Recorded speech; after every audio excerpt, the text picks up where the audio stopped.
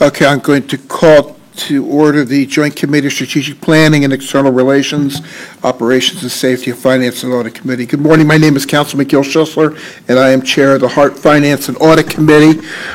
Commissioner Kemp, the Chair of the Strategic Planning and External Relations Committee, is also virtually in attendance. Director Melanie Williams, Chair of Operations and Safety Committee, is absent. Welcome to the May 16, 2022 Joint Strategic Planning and External Relations, Operations and Safety and Finance and Audit Committee meeting. The meeting format is hybrid. Quorum is physically present at the Hart Administrative Offices, 1201 East 7th Avenue, Florida conference room, and the rest of the board members are participating via communication media technology. Please look at the screen of your device. An image of the flag is displayed. Please join me in the Pledge of Allegiance. I pledge allegiance to the flag of the United States of America and to the republic for which it stands, one nation, under God, indivisible, with liberty and justice for all. Thank you. Staff, would you please do a roll call? Director Castor. Committee Member Hudson. Here. Committee Member Johnson. Here. Committee Chair Kemp. Here. Committee Member Knight. Here. Committee Member Overman. Committee Member Overman. I'm here. Thank you. Committee Chair Schussler. Here. And Committee Member Williams. You do not have a quorum, Madam Chair. You do not have a quorum, Chair. If I could just discuss that it's my understanding, Danielle, that we don't have a physical quorum present, but we do, with our virtual, have a quorum present. That is correct. Much like the previous meeting, we can proceed forward to take up the items that are in front of you. No final action can be taken, however, as your committee meetings typically don't take final action except for things on minutes and those kinds of things, then we're just moving them to the full board. Typically for a recommendation, we can go ahead and take consensus action to move those items forward so that it's acceptable for us to proceed forward since we do have a quorum present, just not physically. Okay, thank you. Rules for participation and roles and responsibility of each committee are provided in the packet.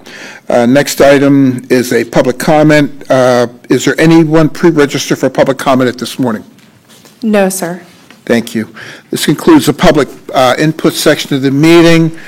Since we can't do minutes, move forward to next are presentations. If you recall, there were technical difficulties at the April 18, 2022 Operations and Safety Committee meeting. So Chair Williams indicated that last month's presentations would be presented again this month to ensure that the committee will hear this information and have the opportunity to provide questions or comments. The first presentation will be from Mr. Stephen Fields, Manager of Transit Logistics, who will present the Operation and Maintenance Metrics Report for March and April 2022, and then introduce Mr. Bobby Edwards, Director of Transportation, for the On-Time Performance Working Group presentation. We will have questions for both of these presentations at the conclusion of the second presentation.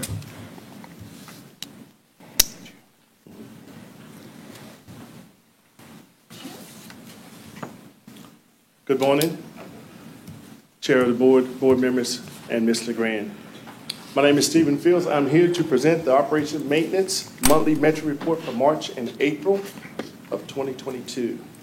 We'll start off with bus accidents for the month of March, and we took analysis over the last 3 months from last 3 years of 2020, 2021, and 2022, from fixed objects on mirrors to POV striking Hart vehicles and POV rear-end vehicles, Hart hit private-owned vehicles and Hart rear-end vehicles. As you see in the month of March, over the last 3 years, POVs have been striking Hart vehicles 21 times in 20, 26 times in 21, and 12 times in 22.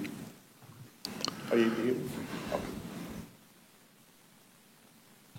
In April, for bus accidents, fixed object mirrors, we're down to 0.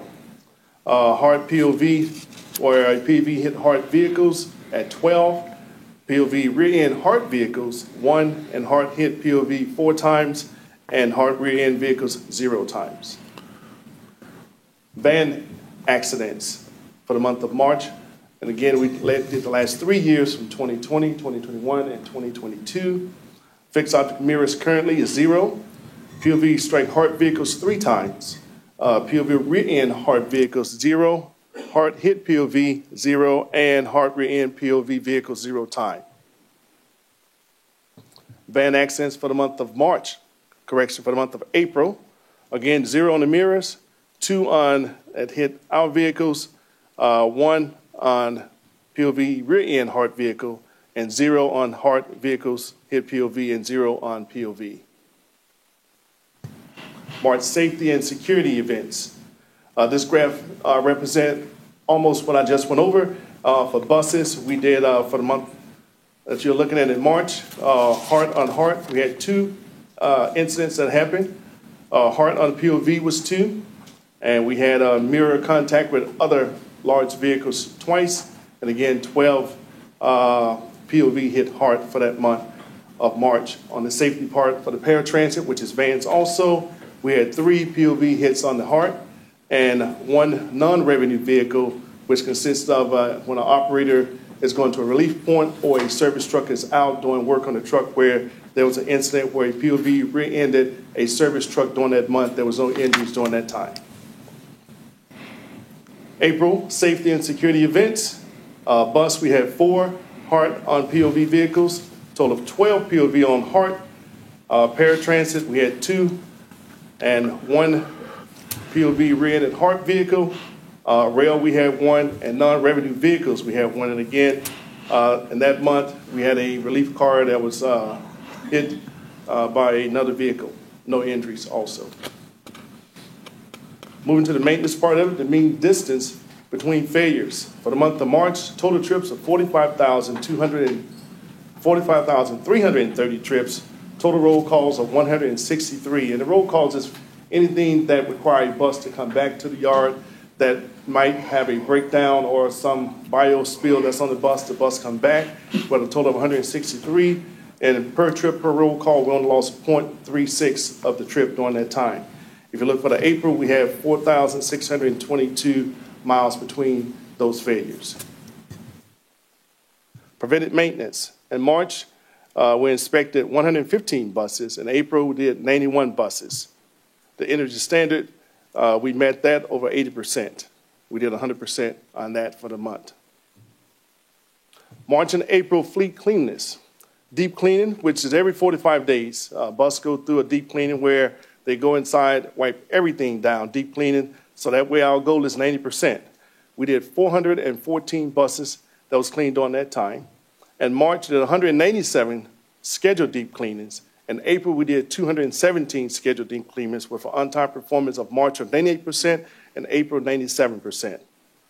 Daily sanitation. In March, total vehicles sanitized, 4,697 vehicles that were sanitized. Buses, we did 3,378, van 1,319 that was sanitized during that time. For the month of April, total sanitized was 4,434 vehicles. Buses, we did 3,098, van 1,336 that was sanitized. Biohazard, for the month of March, we had 21 biohazard incidents where a customer was on the bus, did some type of spill or some type of body fluid had leaked out into the bus. That bus had to be brought back. So we did 21 in the month of March and 27 in the month of April. Fleet availability. April, the fleet availability was goal of 85%. Well, no, 81% with the goal of 85%. And March, the goal was 85%, and we attained 80.63%. Ridership. Our ridership on vans, 16,513. Streetcar, 107,956. And that's a new thing that we did for a streetcar, because we was ranked number 2 in the nations behind Kansas City as in per revenue mile, as in what our streetcar did. So that's hands off to Director Brian and his crew, and Ms. Ali with her directions to get that up and moving and to get the ridership moving. Hard Flex, we did 333. Bus, 809,617. And for FY to the year, 6 million rides we have completed so far. Missed trips for the month of March. Total trips was made was 45,330. That's a completion of 99.9% that we completed trips that was lost due to roll calls or whatever was going on out there, such as mechanical failures, operator shortage, accidents, incidents, and bios and others. If you look at one that stands out, on March 30th, we had operator shortage, but there was no runs. There was red line during that time. We had a lot of people out during that time. Missed trips in April. Total trips, 43,378, with a completion trips of 99.1% of trips that was completed. The days that sticks out is April 1st, and it wasn't a joke on us, but they tried to get us, but we had 14 operators out during that time. April the 8th, again, 15. Those are 2 Fridays back-to-back that we had a lot of operators call out during that time. We did not redline any runs during that time. We did meet our pull-out goal, though. And on April the 18th, we had 24 operators call out. That is the day after Easter. We had a partial trip that was lost during that time, but we did make our pull-out during the time. On-time performance for the month of March was at 80%, and April was at 77% for standard goal of 77%. As our peers did in March, PSTA was 71%. The other 3 was unable to provide us information. In April, PSTA did 69%, Palmtrans 75%. We're holding at 77%, which is the national average of 77% on-time performance. March route on-time performance. As you see that we worked on 2 routes that was in there that was pretty low, which was Route 10 and Route 14. We worked on those to get those routes up and running because they was in the low 40s and the low 60% as an on-time performance as a pilot program that you'll hear about later on doing this, where we actually did this as a pilot to get their on-time performance up. As you see on the Route 10, we did 91%. That's a 38% upgrade, but I'll leave that for Mr. Bobby Evans when he come up. In the month of April, we stopped the pilot program and went back to our original ones on the Route 10 and the Route 14. As you see, they dropped down significance to 30% on Route 10 and 69% on Route 14.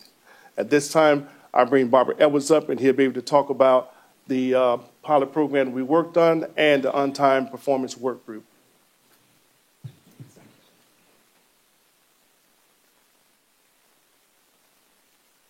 That's the end of yours.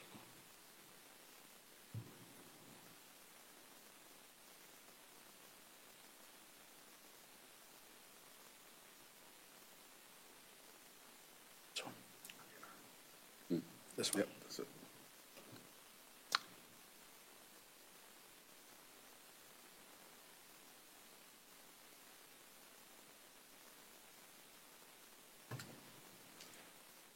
All right. Good morning, Chair, Commissioners, Ms. LeGrand.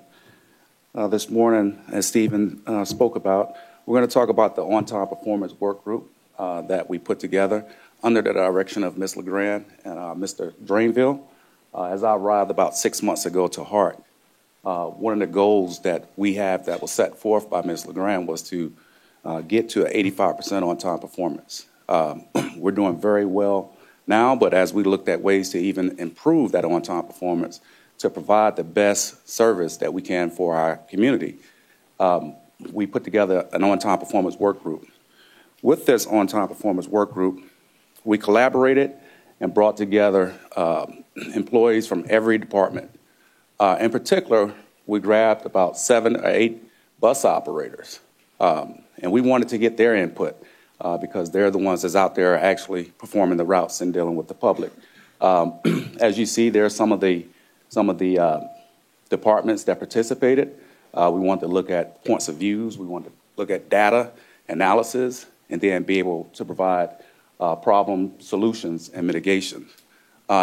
at this time, I'll ask one of our bus operators who we invited here this morning to come up. She's been with us now for 18 years. She's a certified operator instructor, Crystal Edwards. Good morning. Good morning, Ms. LeGrand. My name is Crystal Edwards. I've been with the company for 18 years. The On-Time Performance Committee is like one of the most awesomest committees that they could have created. It allows us bus operators the opportunity to give suggestions, to make corrections in order to provide on-time performance for our patrons. Thank you for that, Crystal. As Stephen spoke about, we looked at many routes to break down and see how we can gain as much efficiency as possible. But two routes we kind of focused on, the Route 10 and the Route 14. The work group was able to provide us many solutions. One that stuck out for the Route 10 was not enough running time and traffic delays. And then the 14, there was inconsistent running times and things like that. So we increased the running time to a 40-minute frequency on the 10. Then on the 14, we just moved around some running times for that route under the suggestions of the working group and the bus operators.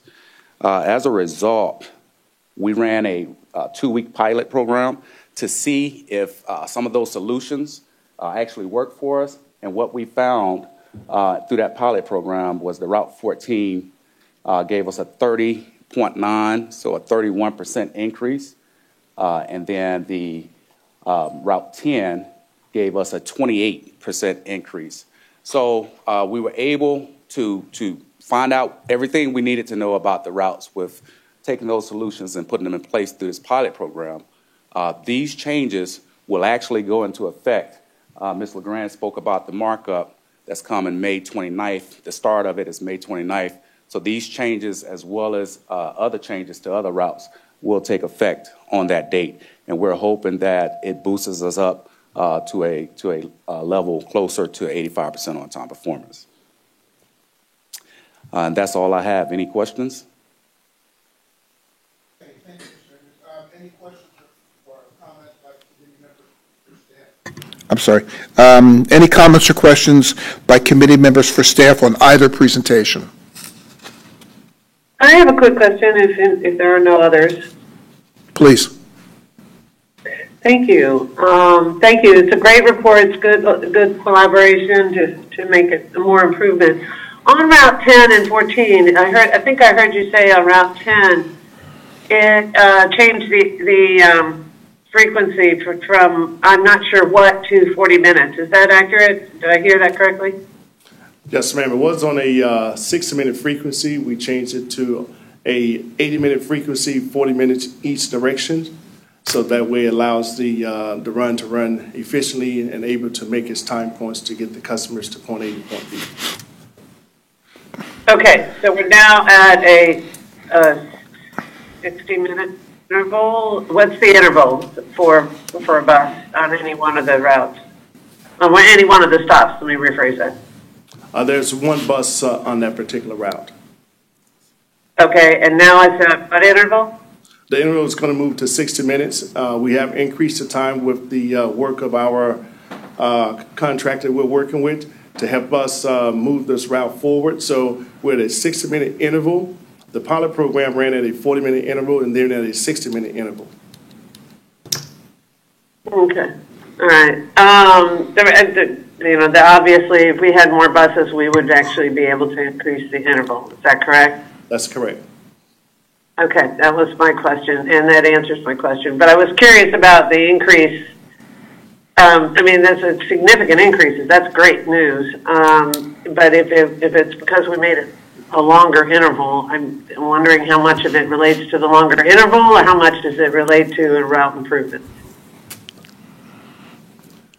Well, the interval is what we're working in the 60 minutes, and what we have now, we put more recovery time in the route, so that way when operators run a little behind, the recovery time at the airport and the recovery time at MTC allow that time to be made up by the recovery time that we added to the route. Okay, and if that's the same of the case, thank you very much. That was very helpful. And what was the change in the interval or process for Route 14? The Route 14, we did not change the interval. What we did, we moved some of the time around on the north side and the south side. So what was going on with that particular route was on the south side, there was not enough time between two of the time points. So we added time from the south to move it to the north. So all we did was flip-flop the time over. So that way we're able to keep that bus running on time.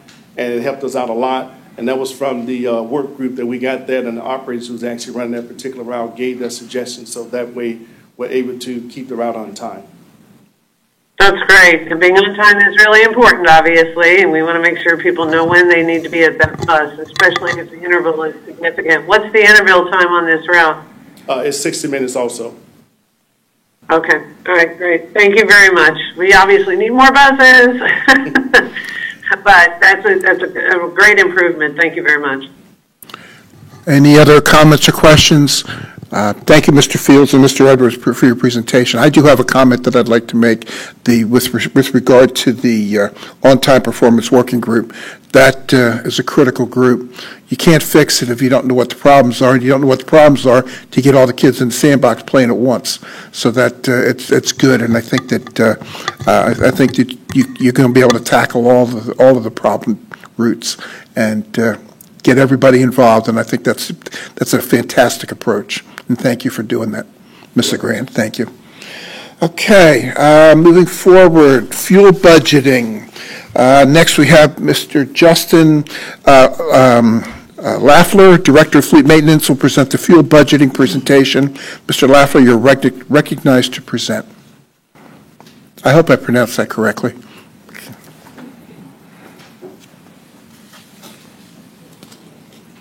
Good morning, Chair, members of the board, Ms. LeGrand. Justin Lafler, Director of Maintenance. Today I'm going to give you some information on fuel and bulk fluid budgeting. So HART currently has a contract that is used throughout this region. It's used by Hillsborough County, PSTA, and many other places. It doesn't lock us into a fuel price, but it does lock us into differentials, which is our delivery price. We can purchase off OPIS or NYMEX, and NYMEX is futures. With the OPIS delivery, we have a discount on our fuel of about 1 cent per gallon, and with NYMEX, we are charged 4 cents per gallon for delivery.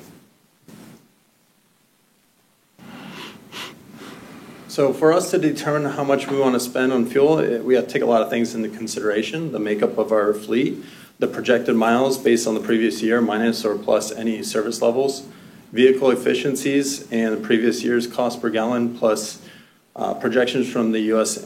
Energy Information Administration. So I have a couple of generic examples here. So if you take a diesel bus that travels 40,000 miles and gets 4 miles per gallon, that bus will take 10,000 gallons of fuel.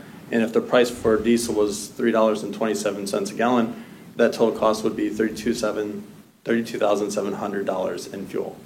For a CNG bus, let's say it travels 60,000 miles, and it gets 3.5 miles per gallon equivalent, that bus will take 17,143 gallons. And if the price was $1 per gallon equivalently, it would cost us $17,143. So next year we anticipate that our buses will travel at 8.8 million miles. So based on our fleet makeup, we anticipate the CNG buses will travel 5.5 million miles, and we estimate that the cost of the CNG will be about $1.18 per gallon, and that total budget is $1.7 million. The diesel buses will travel a little more than 3 million miles at $4.20 per gallon for a total of $3.6 million. Our paratransit fleet, we also budget the unleaded fuel for them as well. They're anticipated to travel 2 million miles, and the cost is anticipated to be $3.40 per gallon for a total of a little over $1 million. So not only fuel has increased, but a lot of our bulk fluids, some by more than 60%. Engine oil has doubled in cost. DEF has more than doubled in cost. But we just take the cost. We have a contract for that as well. We just take the cost in the anticipated gallons and figure out what that total cost would be. So here on these slides, we provide these every month. This one is pretty interesting because the initial cost for gasoline at last year when we were budgeting, the average was $1.26 a gallon. We budgeted it at $2.20 a gallon, and for the month of March, we paid $3.32 a gallon for unleaded. Same information for diesel. So last year's average price for diesel was $1.63 a gallon, and we budgeted at $1.85 a gallon, and right now the current price off OPIS is $3.93 per gallon. CNG is pretty consistent. We actually pay less for CNG the more that we purchase. Last year, the average cost for a DGE of compressed natural gas was 90 cents a gallon, and this year we're paying well, for the month of March, we paid $1.11 for a DGE. So that's how we determine our budgeting for fuel and bulk fluids. Is there any questions? Any comments or questions by committee members for staff? Oh, Mr. Hudson. Hey, thanks for the presentation. Do you need guidance, I guess, on how this is going to affect the budgeting process for? It looks like we're kind of off the mark, no real fault. If anyone, no one has a crystal ball. But what are other jurisdictions around the country doing? That's not a question for on the spot now, but maybe at a future committee meeting or board meeting, it would be really helpful to know that, because there's really no other jurisdiction that's immune from the price of petrol. And I'm glad you brought up the bulk fluids, because it's obviously not just the gas and the bus. It's a lot of other stuff too. Right. There's a few things that we do that helps us to budget.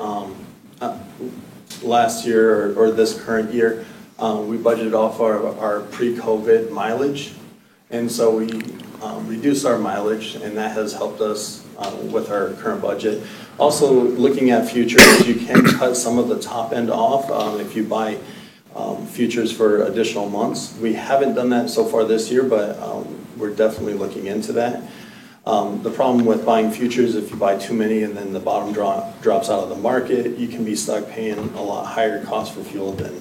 Futures can be a horrible decision depending on how you end up. Yeah, that's definitely happened here at Hart and at other agencies too. A few years ago when the fuel prices really dropped.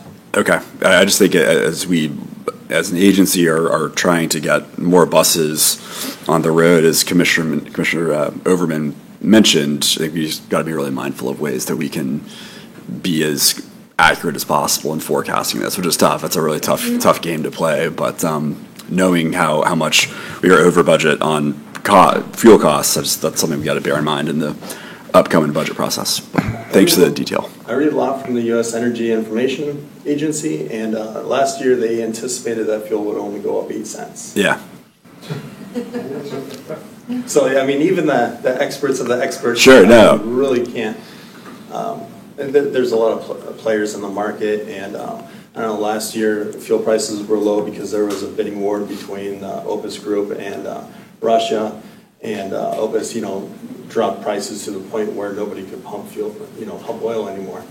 And that's how they kind of control that market. Are there, I guess, peer groups that compare sort of the fuel cost per mile for, I guess, CNG, diesel, and then, I guess, electrification? I mean, electrification still requires energy, of course, to produce the electricity that goes into a bus, but I'd be curious to know sort of what those average out. Yeah. I can get you some studies. Yeah, I'd be curious to see that, yeah. Absolutely. Cool, thank you. Any other questions? Let's see. Ms. Kemp, your hand is raised. Commissioner Kemp. Thank you. Yeah, my name is, how many, just for the record, how many CNG buses do we have and how many diesel buses? We have 85 CNG buses and 47 active diesel buses. Our total fleet is 132 buses. And we are looking at reducing our diesel buses, I guess, to zero at some time in the near future. Is that absolutely? Okay, thank you. Okay, Commissioner Overman, you're recognized. I'm sorry, that was going to be my question too. I was trying to, given that we have more CNG buses, given the cost is significantly lower for CNG, it's a good ratio, I think, if I heard the answers correctly. Thank you. I thank you. I do have a question, though, and it's probably, I hope the hair of Mrs. Kirk's neck stood up when you did as mine, when you said that we were budgeting off of pre-COVID mileage using, we know that numbers are at least $1 plus per gallon off at this point for diesel. Did I hear you right? Yeah, so for this current year, because we didn't know what would happen with our service, we Right. budgeted off pre-COVID numbers. So, I mean, we're very fortunate that we did that because of the price of the fuel increase. We've been over budget already for the current year that we're in. Not the FY22. Pardon me? This budgeting exercise was for FY22, not 23. I understand. I said, but for FY23, what kind of information are we providing? Or is it up to finance to come up with their budget on that one? It is a similar set of numbers, not completely pre-COVID numbers.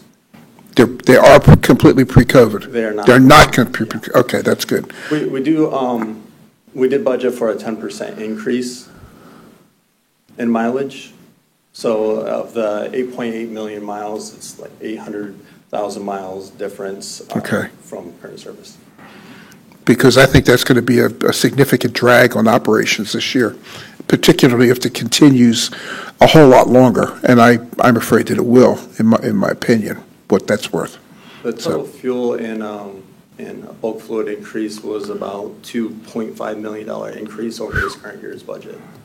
It's a whole category in itself. It was a 57% increase from previous year. What are the projections for CNG for this year coming up? CNG was the only thing in the fuel category that actually went down, and that was based on the current trends of the cost. The more CNG we use, the less we pay per therm.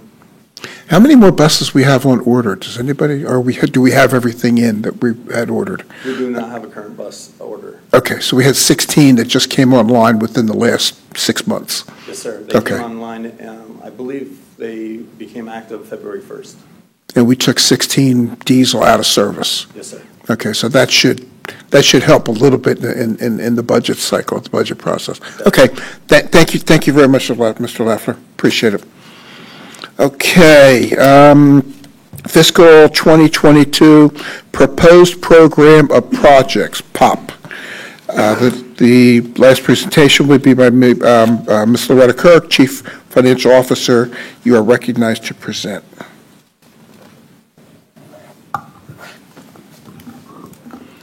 Good morning, Director Schuessler, to the board, the Joint Committee, and to Ms. LeGrand. I thought this process or this presentation was going to officially kick off the fiscal year 23 budget process, but it was just kicked off with the discussion of the fuel. The Federal Transit Administration mandates that transit agencies develop a specific list of projects referred to as a program of projects in order to receive Section 5307 Urbanized Area Formula Funds. We are also required to engage in public output and to have a public hearing. In addition to the 5307 funds, we receive other federal funds that I'll discuss today. These funds will be budgeted in fiscal year 23 to fund the capital projects and to reimburse HART for some operating expenses. Before I go any further, I want to introduce you to Gail Torres, the grants management and financial analyst who is primarily responsible for our grant program. I'm just going to ask her to stand up and be recognized. Gail does all the applications for the formula grants. She does the accounting for the grants, and she reports on the grants with the FTA. So I just want to thank her for her hard work.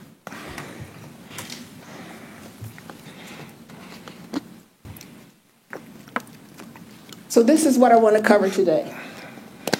I want to briefly discuss the fiscal year budget calendar that we discussed at the previous meeting. I'll go over it in a little more detail today.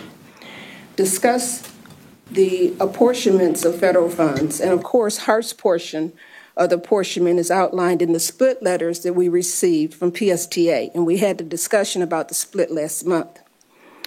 I wanted to discuss the proposed program of projects that will be funded by the 5307 Urbanized Formula Funds and the related public outreach. And then I want to discuss our other federal programs. And lastly, I want to talk about the resolution that you'll consider next month. This is the budget schedule for the program of projects. We're doing the presentation today. Then our public comment period will start tomorrow. It will continue until June 7th. And then on June 8th, we'll have a public hearing on the program of projects. And then with your consent, we will bring the program of projects to the board on June 20th for action. This is the calendar for the overall budget. And in addition to the Hart budget, you know, we also have to bring the THS budget to you. And we'll talk about that next month. But next week on May 25th, we'll bring the proposed operating budget, the capital plan, and the capital budget to the Finance and Audit Committee. We have to bring it now because our charter says by June 15th, we have to consider it, and this will be the last meeting prior to June 15th. And then on June 20th, we'll come to the board for action on those items, the proposed operating budget, the capital plan, and the capital budget. And again, our charter states that by July 1st, we have to submit those documents to our funding agencies. And that is the last meeting before July 1st. On that same date, as I stated earlier, we'll present the proposed budget for fiscal year 22.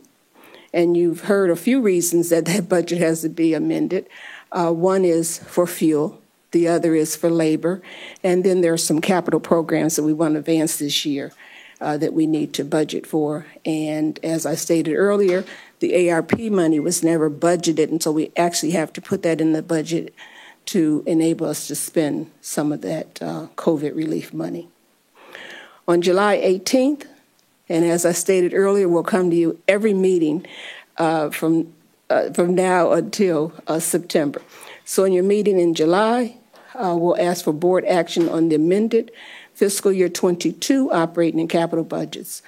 We also are mandated to bring to you the proposed millage rate, the rollback, and the date of the public hearing for adoption of the budget.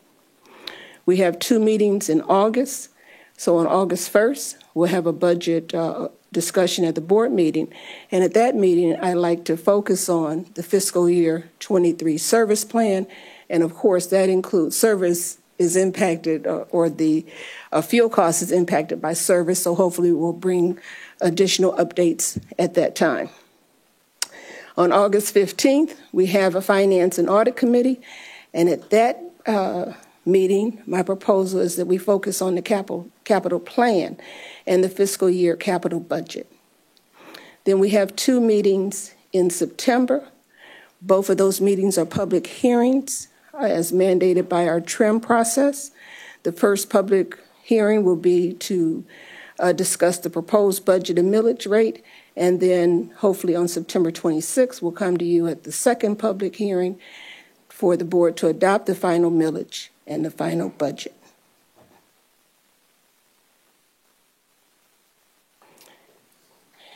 This is our split for the 5307 Urbanized Formula Grant Program.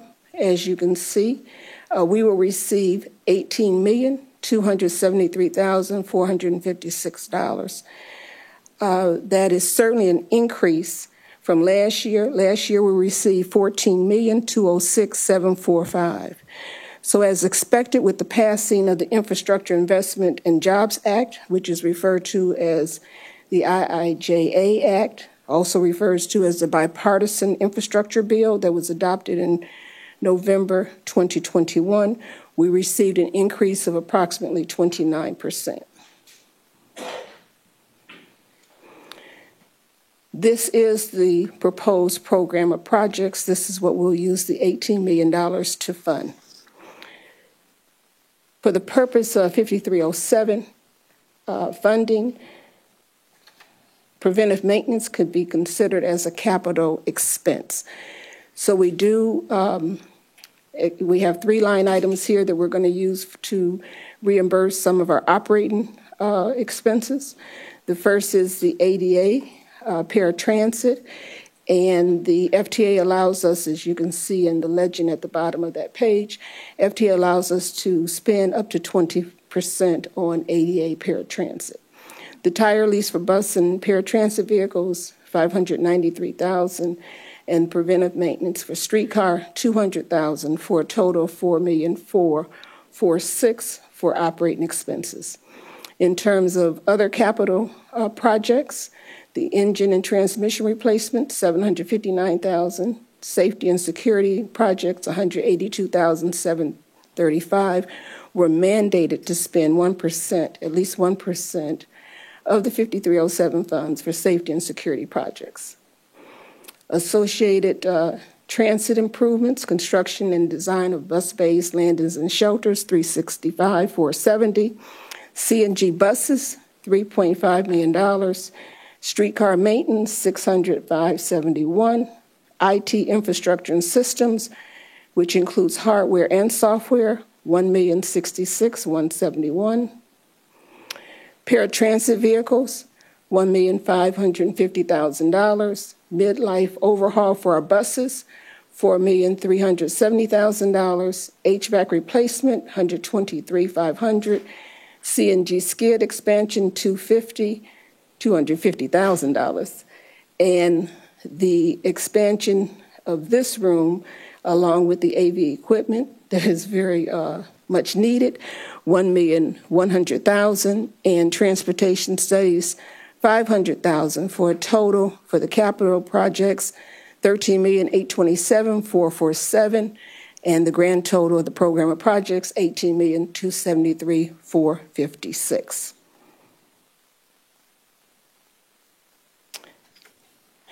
This schedule just simply outlines the extensive public outreach that we were engaged in to share with the public and interested parties the program of projects, and certainly to meet the federal guidelines.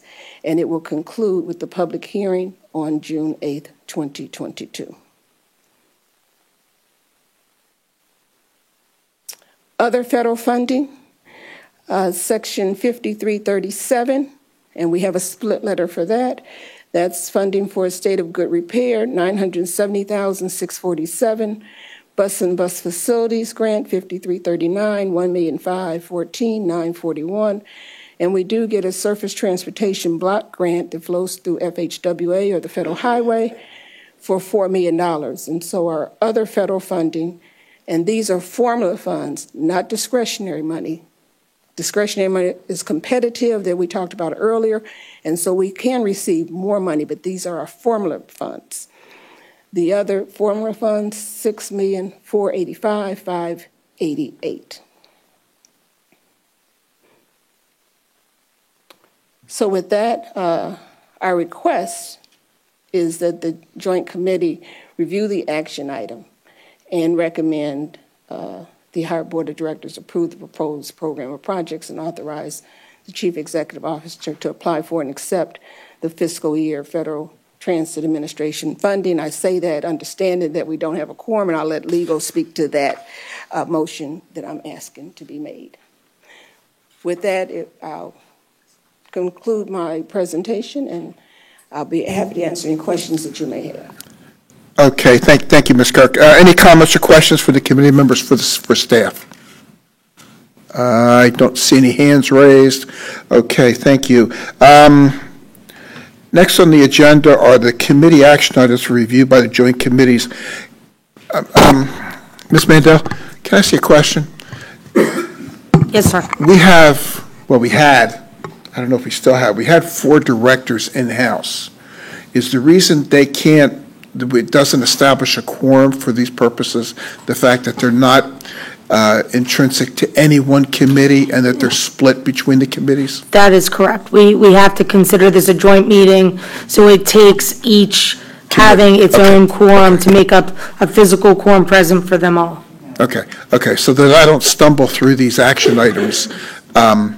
the proper process then would be to take a motion for consensus that they be directed Move forward, to that they're moved forward to the full board to the meeting. full board. So it's not a vote on moving, but it's a consensus vote towards a move. We'll take a motion, a second, and then a voice vote for each one, and then opposing. Okay, That's correct. It's because of the way the Florida statute reads. That's fine. As it relates to a quorum, that is the way we need to proceed forward.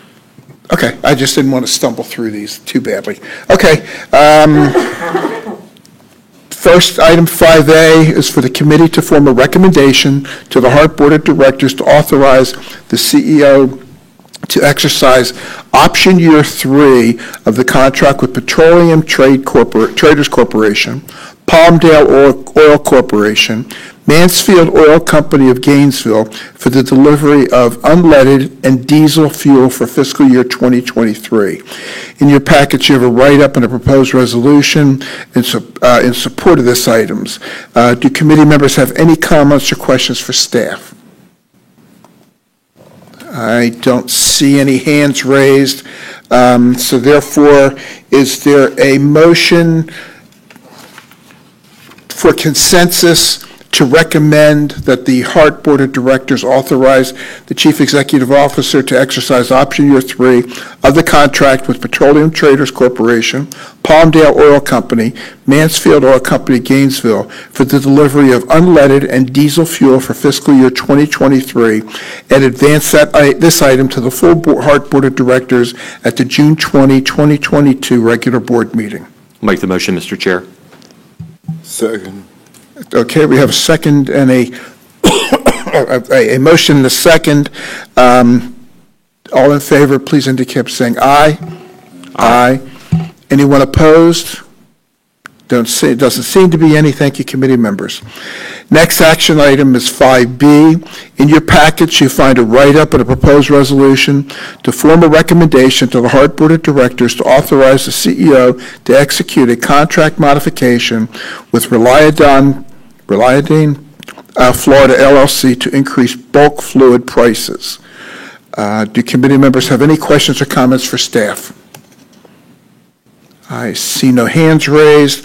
Is there a motion for consensus to recommend that the Board of Directors authorize Chief Executive Officer to execute a contract modification with Reliadine Florida LLC to increase bulk fluid prices and advance this item to the full Hart Board of Directors at June 20, 2022 regular board meeting? So moved. Is there a second? Second. Thank you. Please indicate by aye whether you agree. Aye. Anybody opposed? Aye. Anybody opposed? Okay, thank you, committee members.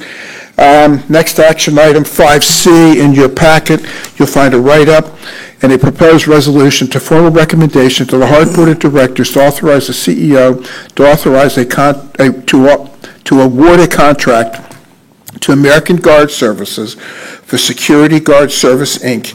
in a not-to-exceed amount of $7,683,024. Do committee members have any comments or questions for staff? Big number.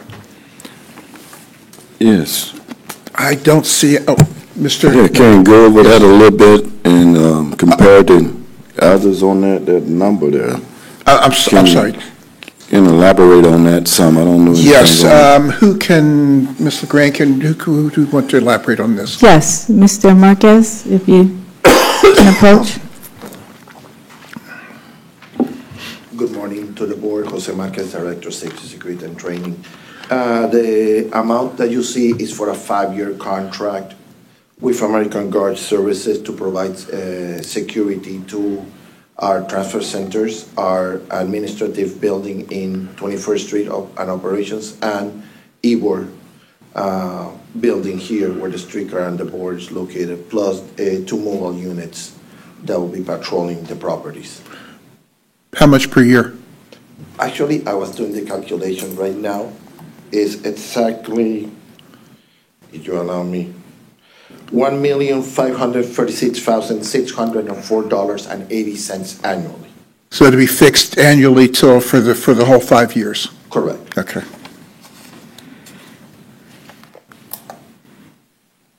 Any other questions? Any other questions? Okay, thank you, sir. Thank you. Is there a motion for consensus to recommend the Hart Board of Directors authorize the CEO to award a contract to American Guard Services for Security Guard Services, Inc., in a not-to-exceed amount of $7,683,024 and advance this item to the full Board of Directors at the June 2022 regular board meeting? So moved. Is there a second? Second. Thank you. Everybody who's in agreement, please indicate by saying aye. Aye. Any opposed? Thank you. Mr. Schuessler, I just have a quick question regarding that item. I'm sorry, I didn't see it. That's okay. It wouldn't affect the approval, but I did have a question regarding why it does not contain a DBE or a SBE set aside requirement. Hang on a second, we're conferring.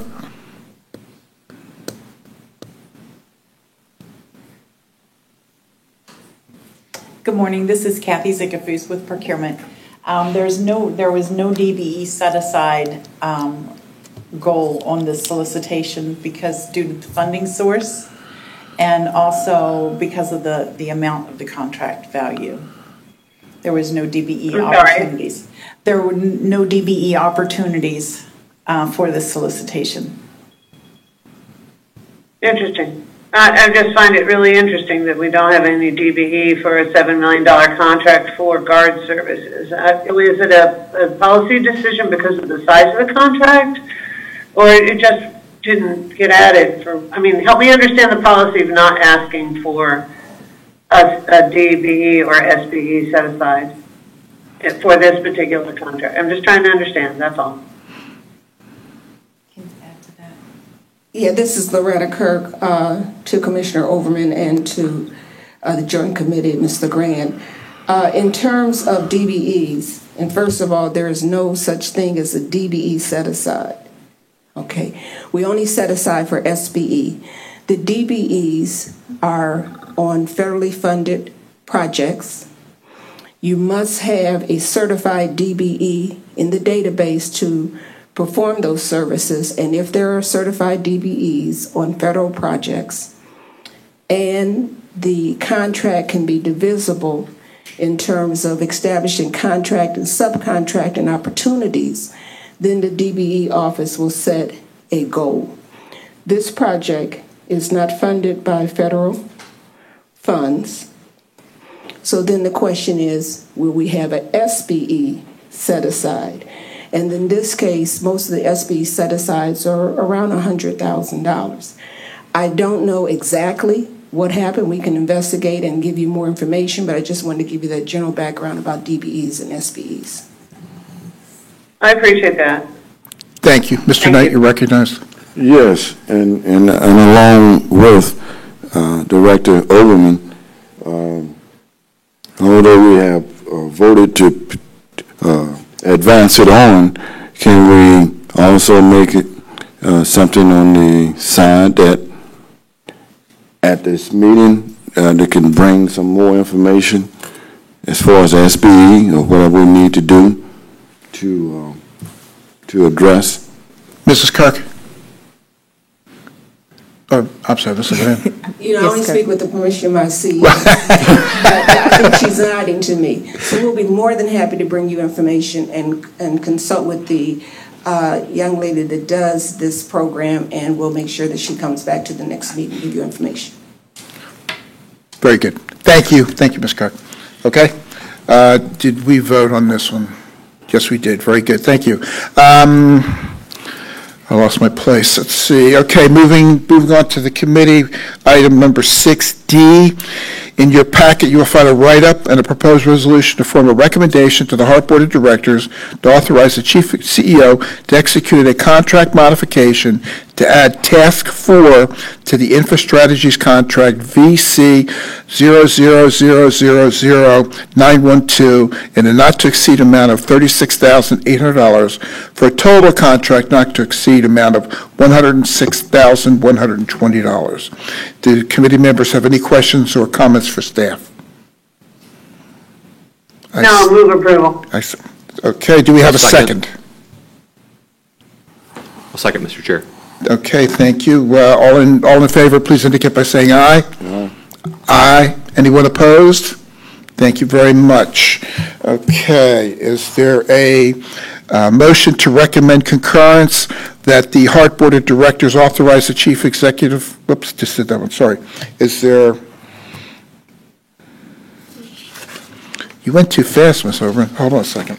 Okay, all right. Is there a motion to recommend consensus to the Hart Board of Directors to authorize the CEO to enter into an interlocal agreement with Hillsborough County and Hillsborough Transit Authority, Hart, for the distribution of mobility fees and advance this item to the full Board of Directors at the June 20, 2022 regular board meeting?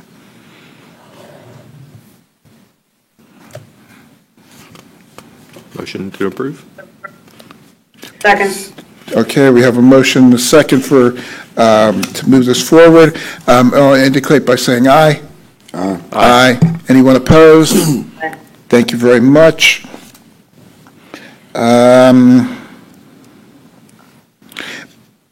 Committee action item 5F. In your package, you'll find a write-up and a proposed resolution to form a consensus on a recommendation to the Hart Board of Directors to approve the proposed Program of Projects, POP, and authorize the Chief Executive Officer to apply for and accept any and all fiscal year 2022 FTA funding. Does committee members have any questions or comments for staff?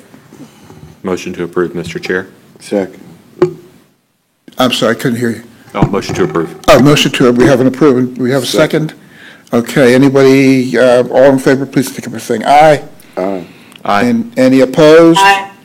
Any opposed? Okay, thank you. Next item is 5G. In your package, you can find a write-up and a proposed resolution to form a consensus on a recommendation to the Hart Board of Directors to ratify the labor contract with the International Brotherhood of Teamsters Union, Local 79, and authorize the chairperson of the Hillsborough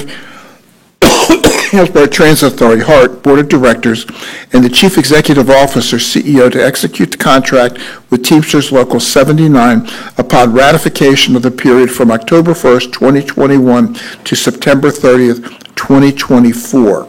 Do committee members have any comments or questions for staff? Is it appropriate for some details on this, or Ms. LeGrand or whomever? Yes, Chair Schisler, we can definitely have someone, let me see, Mr. Drainville, if you can approach the podium, or Ms. Wright, or even both of you, if you'd like to tag team. So Ms. Wright and Mr. Drainville led the negotiation for this cycle. So before they jump in, thank you both again officially for working collectively with the team to get to this point. So with that, I'll turn it over to you guys to provide some details. Sure. Good morning, committee chair, committee members, and Ms. LeGrand. Outlined, I believe, in front of you are the wages associated with, we're doing the Teamsters, correct? The Teamsters contract. The total Teamsters contract over 3 years is $706,160. For 2021, it's $506,500. Fiscal year 2022, $98,260. And fiscal year 2023, $101,400. Primarily, the Teamsters contract for a Teamster to get to maximum pay, depending upon the job title, can be anywhere from 9 to 10 years. We took their steps down to 5 across the board, and then the entry level employees, we gave them an additional bump so that everyone with today's times and they're living at a working wage. So that's the primary cost, financial impact to the Teamsters contract. Everything else associated with the contract was not necessarily financially related. We did some things as far as their schedules and training and things like that. Mr. Dranville may be able to address those. But the financial impact primarily was wages. Okay, thank you. Yes. And just to give a quick overview, so the term did expire September 30th, 2021. There's currently 45 full-time employees with the Teamsters, and that coincides with all street supervisors, maintenance supervisors, inventory supervisors. And there's 44 articles we did negotiate. And I think our goal with both contracts was to be financially responsible, but be competitive in the marketplace, and I believe we did that, and to better the working environment. So I believe that the two goals that we were out to achieve, we did achieve those goals. Very good, thank you. Mr. Knight, you're recognized. Also, did that include retroactive? For the Teamsters, yes, it does. Okay. It will go back.